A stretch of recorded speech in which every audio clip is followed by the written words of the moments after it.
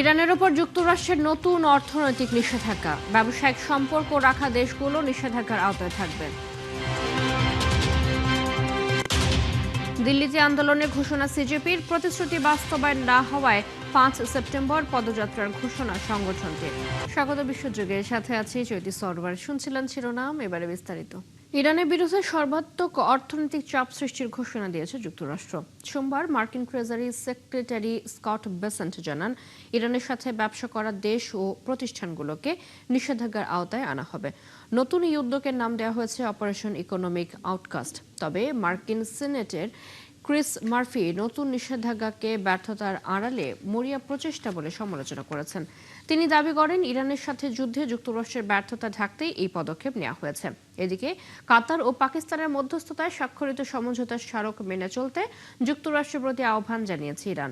তেহরানে পাকিস্তানের সেনাপ্রধান field marshal Asim মুনিরের সাথে বৈঠকে এই বার্তা পুনর্ব্যক্ত করেন দেশটির শীর্ষ আলোচক এবং পার্লামেন্ট স্পিকার মোহাম্মদ বাঘের গালিবাফ।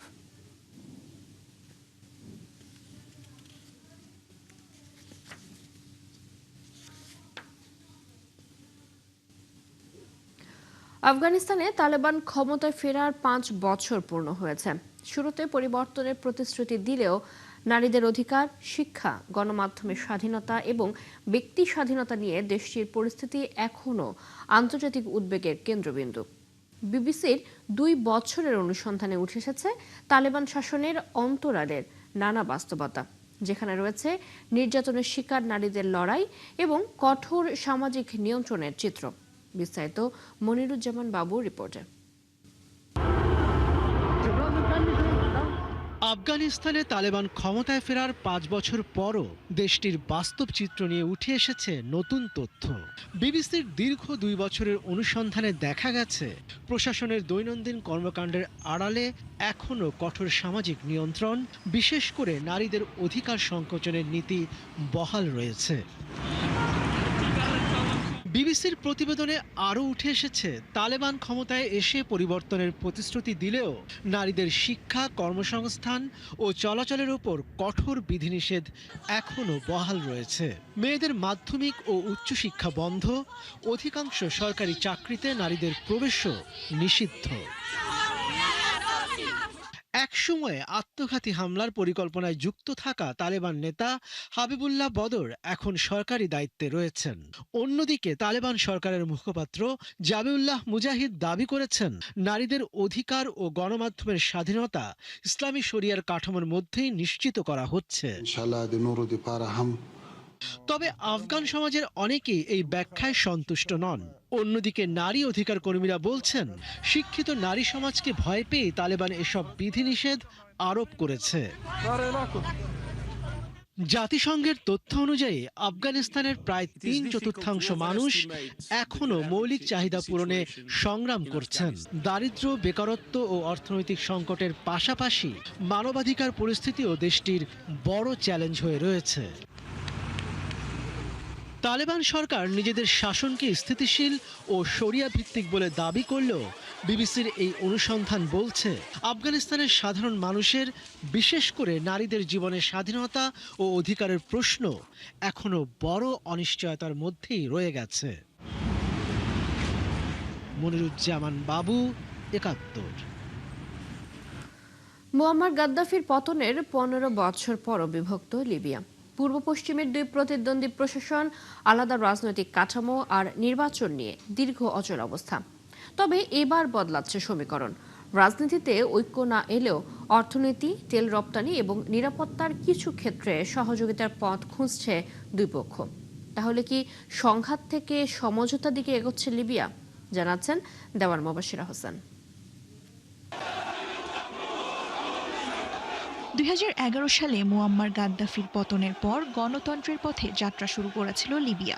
2012 সালের নির্বাচনে শান্তিপূর্ণভাবে ক্ষমতা হস্তান্তর হয়, কিন্তু সেই সাফল্য টেকেনি।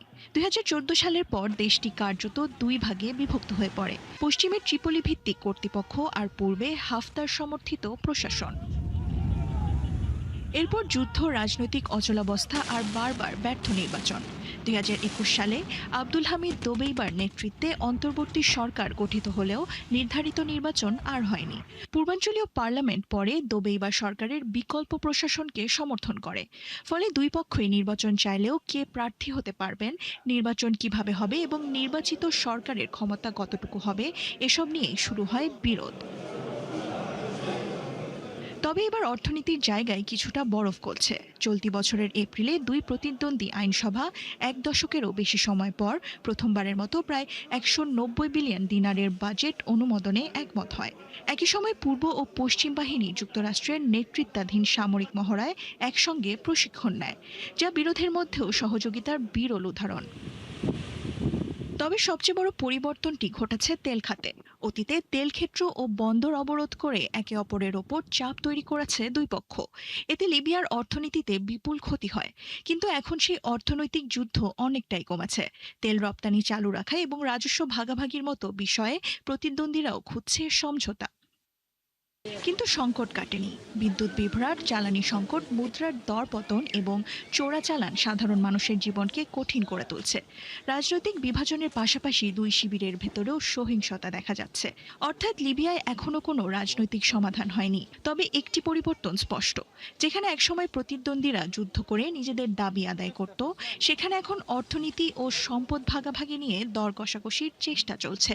তবে এই সমঝোতা কি একদিন ক্ষমতার ভাগাভাগিতেও পৌঁছাবে, নাকি আবারও ভেস্তে যাবে লিবিয়ার ঐক্যের স্বপ্ন? এ প্রশ্ন এখনো রয়ে গেছে মানুষের মনে। দেওয়ান মুবাশশিরা হোসেন, ৭১। রাশিয়ার দ্বিতীয় বৃহত্তম অনলাইন মার্কেট প্লেস ওজনের 4টি লজিস্টিক হাবে ব্যাপক ড্রোন হামলা চালিয়েছে ইউক্রেন। গত 3 দিনে 6টি স্থাপনা হামলার লক্ষ্যবস্তু হয়েছে বলে জানিয়েছে প্রতিষ্ঠানটি জানায়, দাগেস্তানের মাখাচকালায় একটি লজিস্টিক হাবে হামলার পর কয়েকজন আহত হন। হামলা হয়েছে ক্রাসনোদারের একটি স্থাপনাতেও। এরপরই আদিগিয়া এবং স্তাভরোপোল অঞ্চলের গুদাম থেকে কর্মীদের সরিয়ে নেওয়া হয়। হামলার খবর ছড়িয়ে পড়তেই প্রতিষ্ঠানটির শেয়ারের দাম প্রায় 30% পর্যন্ত কমে যায়। কয়েক সপ্তাহ ধরে রাশিয়ার আরেক বড় অনলাইন মার্কেটপ্লেস ওয়াইল্ড বেরিজের গুদামে হামলা চালাচ্ছে ইউক্রেন। কিয়েভের দাবি, এসব স্থাপনা রাশিয়ার অস্ত্রের যন্ত্রাংশ সরবরাহ করে। এর আগে ক্রাসনোদারে ইউক্রেনের ড্রোন হামলায় 3 শিশু নিহত হয়েছে।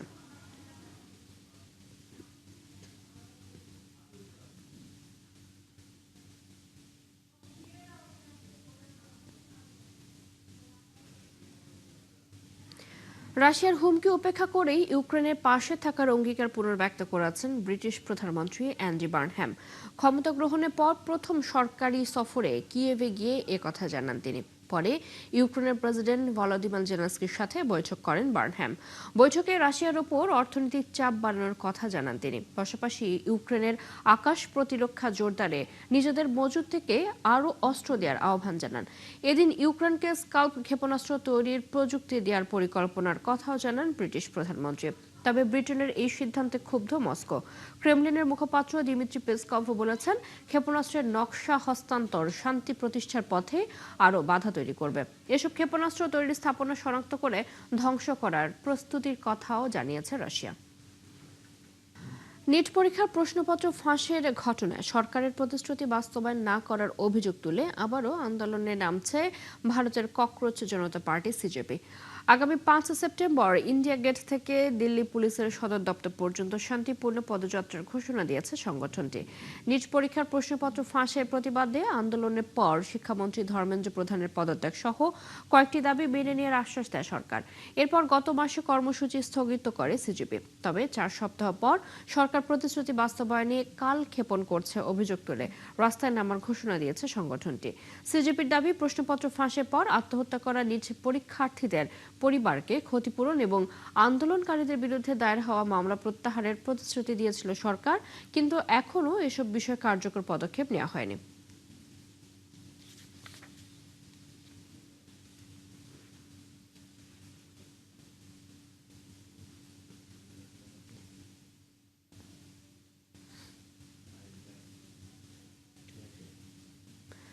ভারতের প্রধানমন্ত্রী নরেন্দ্র মোদীকে এতদিন দেখা গেছে একজন শক্তিশালী এবং গুরুগম্ভীর নেতা হিসেবে। কিন্তু এখন সেই চেনা ইমেজ থেকে কিছুটা বেরিয়ে আসছেন তিনি। ইনস্টাগ্রামে দিচ্ছেন সেলফি, ভিডিও, রিল, আবার কখনো তরুণদের মতো করে কথা বলছেন তিনি। কিন্তু হঠাৎ কেন এই পরিবর্তন? তরুণদের সাথে যোগাযোগের পুরনো কৌশল কি আর যথেষ্ট নয়, নাকি অন্য কোনো কৌশলের ছক আঁকছে বিজেপি? জানাচ্ছেন দেওয়ান মুবাশশির হোসেন। रील का जमाना है। सोशल मीडिया में इन्फ्लुएंसर आपको खींच के कहीं कहीं ले जाते हैं। ভারতের রাজনীতিতে নরেন্দ্র মোদীর ইমেজ বরাবরই ছিল শক্তিশালী ও নিয়ন্ত্রিত। পূর্বলিখিত বক্তব্য, আনুষ্ঠানিক সম্প্রচার কিংবা পরিকল্পিত জনসমক্ষে উপস্থিতি, সবকিছুতেই ছিল নির্দিষ্ট রাজনৈতিক বার্তা। কিন্তু এখন ইনস্টাগ্রামে দেখা যাচ্ছে অন্য এক মোদীকে। Selfie style video, get ready with me ধরনের রিল, তরুণদের ফ্রেন্ডস বলে সম্বোধন, এমনকি জেনজিদের জনপ্রিয় ভাষা ও স্টাইলও ব্যবহার করছেন তিনি। हाय फ्रेंड्स, आज तो मन करता है बस आपसे ही बातें करूं। কিন্তু কেন এই পরিবর্তন? এর পেছনে রয়েছে ভারতের তরুণ ভোটাররা। ভারতের জনসংখ্যার বড় একটি অংশই তরুণ। আর 2029 সালের নির্বাচনে জেনজিদের ভোট গুরুত্বপূর্ণ হয়ে উঠতে পারে। তাই তরুণরা যেভাবে সোশ্যাল মিডিয়া ব্যবহার করে, সেভাবেই তাদের কাছে পৌঁছাতে চাইছে বিজেপি। थैंक यू फ्रेंड्स, मेरे जो वीडियो पोस्ट किया था। এর মধ্যে সাম্প্রতিক জেনজি আন্দোলন বিজেপির জন্য বড় একটি শিক্ষা হয়ে এসেছে। মিম, রিল, লাইভ ভিডিও এসবের মাধ্যমে তরুণরা আন্দোলনের বার্তা ছড়িয়ে দিয়েছে। অনলাইন থেকে সেই আন্দোলন পৌঁছে যায় রাস্তায়ও। पेपर लीक घटना है, वे जेल में पड़े हैं। বিজেপি অবশ্য সোশ্যাল মিডিয়ায় নতুন নয়। গত এক দশকে হোয়াটসঅ্যাপ, ফেসবুক ও এক্স এর মাধ্যমে দলটি শক্তিশালী অনলাইন নেটওয়ার্ক তৈরি করেছে। কিন্তু ইনস্টাগ্রাম কিছুটা আলাদা। এখানে শুধু অনেক ফলোয়ার থাকলেই হয় না। একটি ভিডিও মানুষ কতক্ষণ দেখছে, কতবার শেয়ার করছে কিংবা কতটা আলোচনা তৈরি করছে, এসবও গুরুত্বপূর্ণ। মোদির রিলগুলোতে সেটাই দেখা গেছে। তার একটি ভিডিও 400 মিলিয়নেরও বেশি বার দেখা হলেও অনেক তরুণ সেটিকে নিয়ে মজা করেছেন, তৈরি করেছেন মিম ও ফানি ভিডিও। অর্থাৎ মোদি যে বার্তা দিতে চেয়েছেন, দর্শকরা সেই অর্থে ভিডিওটি নেয়নি। आपको जिसका भी पसंद हो, ऑटोबायोग्राफी जरूर पढ़े। আর তাই বিজেপির নতুন রিলগুলোতে দেখা যাচ্ছে তরুণদের ভাষা, মিম ও জনপ্রিয় সংস্কৃতির ব্যবহার। কিন্তু সেখানেও অনেকের প্রতিক্রিয়া ক্রিঞ্জ বা হাস্যকর। বিশেষজ্ঞদের মতে তরুণদের দৃষ্টি আকর্ষণ করা আর তাদের সমর্থন পাওয়া এক বিষয় নয়। নির্বাচনে বিজেপির শক্তি এখনও সংগঠন ও পুরনো ভোট ব্যাংক।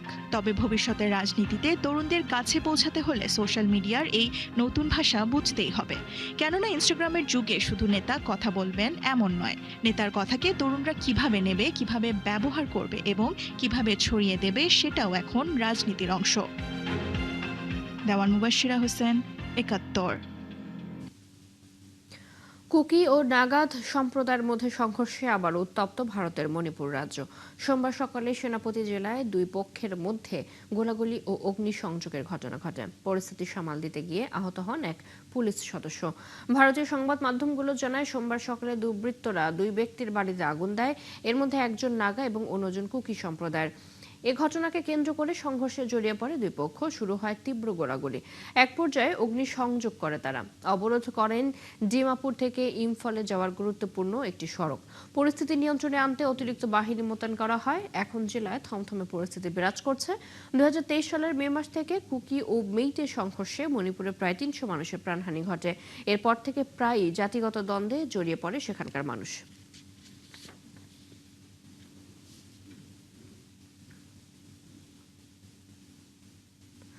ভারতের পশ্চিমাঞ্চলের শহর নাগপুরে পানি শোধনাগারে ক্লোরিন গ্যাস লিকে অসুস্থ হয়ে অন্তত 20 জন হাসপাতালে ভর্তি হয়েছেন। শ্বাসকষ্ট ও কাশিতে অসুস্থ হয়ে পড়েছেন সবাই। এর মধ্যে কয়েকজনের অবস্থা আশঙ্কাজনক বলে জানিয়েছেন স্থানীয় স্বাস্থ্য কর্মকর্তারা। তারা আরও জানান, মধ্যরাতের পরপরই গ্যাস নিঃসরণের ঘটনাটি ঘটে এবং তা পার্শ্ববর্তী আবাসিক এলাকায় ছড়িয়ে পড়ায় বাসিন্দাদের নিরাপদ স্থানে সরিয়ে নেওয়া হয়। সর্বশেষ তথ্য অনুযায়ী পরিস্থিতি ধীরে ধীরে নিয়ন্ত্রণে আসছে, তবে এখনও গ্যাস লিকের কারণ জানা যায়নি।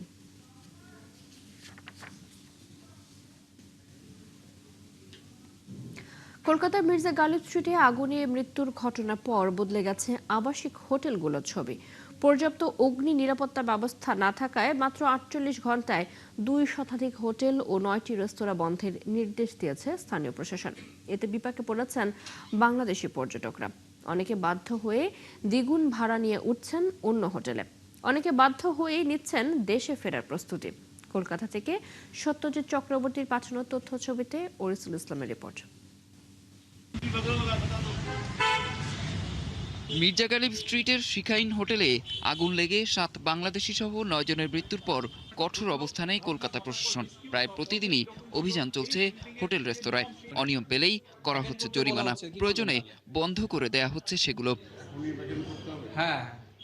মাত্র 48 ঘন্টায় 221টি হোটেল এবং 9টি রেস্তোরাঁ বন্ধের নির্দেশ দিয়েছে প্রশাসন। বিচ্ছিন্ন করা হয়েছে কয়েকটির বিদ্যুৎ সংযোগও। মূলত ফায়ার সার্ভিস ও পুলিশের অনুমতি, ফায়ার অ্যালার্ম এবং ফায়ার এক্সিটের সিঁড়ি না থাকায় হোটেলগুলোর বিরুদ্ধে এসব ব্যবস্থা নেওয়া হচ্ছে। প্রশাসনের এসব পদক্ষেপে সবচেয়ে বেশি বিপাকে পড়েছেন বাংলাদেশি পর্যটকরা। হোটেল হঠাৎ বন্ধ হওয়ায় অনেকে বাধ্য হয়ে অন্য জায়গায় উঠতে হচ্ছে দ্বিগুণ ভাড়ায়। অনেকে বাধ্য হয়েই নিচ্ছেন বাংলাদেশে ফেরার প্রস্তুতি। এখন তো আপনি যে হোটেলে আছেন, এই হোটেল ওরিয়েন্টাল এখন বন্ধ করে দিচ্ছে, লাইট জল সব বন্ধ, কি করবেন? এখন খুঁজতে হবে, নতুন করে হোটেল খুঁজতে তো হবেই। এখন কি করব? ওইখানে উঠছিলাম, পরে ওইখান থেকে ভাবছি যে এটা ছাড়বে না, পরে এখানে এসে উঠলাম। এখন এখান থেকে বলতেছে কালকের মধ্যে ছাড়তে হবে। আশেপাশে যা দেখতেছি খাবারের দোকান বন্ধ, হ্যাঁ, তারপরে আপনার হোটেল বন্ধ, যেগুলো খোলা আছে ওগুলোও দাম বেশি। বিপুল সংখ্যক হোটেল বন্ধ হওয়ার উপক্রমে উদ্বিগ্ন স্থানীয় ব্যবসায়ীরাও।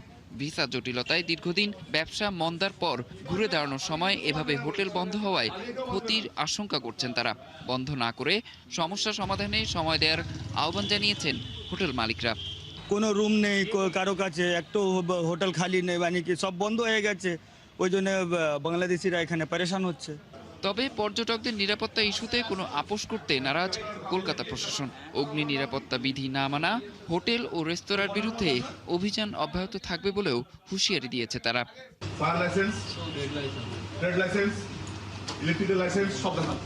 তথ্য অনুযায়ী বর্তমানে কলকাতায় প্রায় 11,000 বাংলাদেশি পর্যটক অবস্থান করছেন। এর মধ্যে প্রায় 7,000 পর্যটক রয়েছেন নিউ মার্কেট এলাকায়। অরিসুল ইসলাম, 71। পাকিস্তানের সাবেক প্রধানমন্ত্রী ইমরান খান কারাগারে যথাযথ চিকিৎসা পাচ্ছেন কিনা তা নিশ্চিত করার আহ্বান জানিয়েছেন বিভিন্ন দেশের সাবেক ক্রিকেট অধিনায়ক। এরই মধ্যে ইমরান খানের স্বাস্থ্য নিয়ে উদ্বেগ জানিয়ে পাকিস্তান সরকারের কাছে আবারও চিঠি দিয়েছেন সাবেক ক্রিকেটাররা। গত 6 মাসের মধ্যে ইমরানের স্বাস্থ্য নিয়ে এটি তাদের দ্বিতীয় চিঠি। আরও জানাচ্ছেন নাহিদা রিন্থি। পাকিস্তানের সাবেক প্রধানমন্ত্রী ও কিংবদন্তি ক্রিকেটার ইমরান খান কারাগারে যথাযথ চিকিৎসা পাচ্ছেন কিনা তা নিয়ে উদ্বেগ জানিয়েছেন বিশ্বের 21 জন সাবেক ক্রিকেট অধিনায়ক। পাকিস্তানের বর্তমান প্রধানমন্ত্রী শাহবাজ শরীফের কাছে পাঠানো এক চিঠিতে ভারতের কিংবদন্তি ব্যাটসম্যান সুনীল গাভাস্কর এবং ইংল্যান্ডের দীর্ঘ সময় ধরে অধিনায়কত্ব করা স্যার অ্যালিস্টার কুক সহ একদল সাবেক ক্রিকেট অধিনায়ক এতে স্বাক্ষর করেছেন। সাবেক অধিনায়ক গ্রেগ চ্যাপেলের উদ্যোগে লেখা চিঠিতে সাবেক এই অধিনায়করা 3টি দাবি জানিয়েছেন। এর মধ্যে রয়েছে দেশটির সুপ্রিম কোর্টের নির্দেশনা অনুযায়ী মেডিকেল বোর্ড গঠন করে ইমরান খানের স্বাস্থ্য পরীক্ষা করা। ওই বোর্ডে তার ব্যক্তিগত চিকিৎসকদেরও রাখার কথা বলা হয়েছে। এছাড়া ইমরান খানের ডান চোখের দৃষ্টিশক্তি কমে যাওয়ার খবরটি গুরুত্ব দিয়ে পরীক্ষা করার দাবি জানিয়েছেন তারা। পাশাপাশি আদালতের নির্দেশ অনুযায়ী ইমরান খানের পরিবারের সদস্যদের প্রতি সপ্তাহে তার সঙ্গে দেখা করার সুযোগ দেওয়ার কথা বলা হয়। চিঠিতে আরও বলা হয়, ইমরান খানের মামলা ঘিরে আইনি ও রাজনৈতিক নানা বিতর্ক থাকতে পারে, তবে আদালতের নির্দেশে চিকিৎসা নিশ্চিত করাকে ন্যূনতম মানবিকতার বিষয় বলে উল্লেখ করা হয়। এর আগে গত ফেব্রুয়ারিতে ইমরান খানের জন্য মানবিক আচরণ ও যথাযথ চিকিৎসা নিশ্চিতের আহ্বান জানিয়ে একটি আবেদন করেছিলেন সাবেক অধিনায়কদের 14 জন। 2023 সালের আগস্টে ইমরান খানকে কারাগারে পাঠানো হয়। পরে রাষ্ট্রীয় গোপন তথ্য ফাঁস থেকে শুরু করে রাষ্ট্রীয় উপহার বিক্রির অভিযোগ সহ তার বিরুদ্ধে শতাধিক মামলা করা হয়। তবে ইমরান খান ও তার দল বরাবরের মতো এসব মামলাকে রাজনৈতিক উদ্দেশ্য প্রণোদিত বলে দাবি করে আসছে। নাহিদা রিন্থি, 71। তিউনিসিয়ার ভূমধ্যসাগরীয় উপকূল থেকে অন্তত 12 অভিবাসন প্রত্যাশীর মরদেহ উদ্ধার করা হয়েছে। অভিবাসীদের বহনকারী একটি নৌকাডুবির পর হতাহতের এই ঘটনা ঘটে।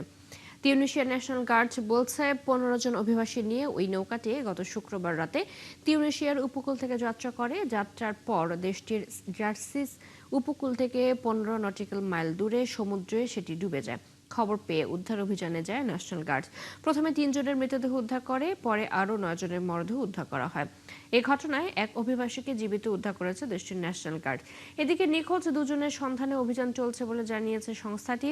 অভিবাসীদের 14 জন লিবিয়ার বেনগুয়েরদানে শহরের বাসিন্দা। নৌকাডুবির পর শহরটিতে ঘটনার প্রতিবাদে বিক্ষোভ করেছেন বাসিন্দারা।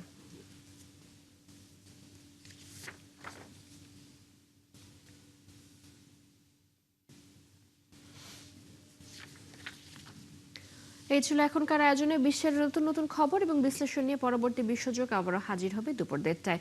সরাসরি সংবাদ এবং অনুষ্ঠান দেখতে চোখ রাখুন একাত্তর ফেসবুক পেজে, সাবস্ক্রাইব করুন একাত্তরের ইউটিউব চ্যানেল। থাকুন একাত্তরের সাথে।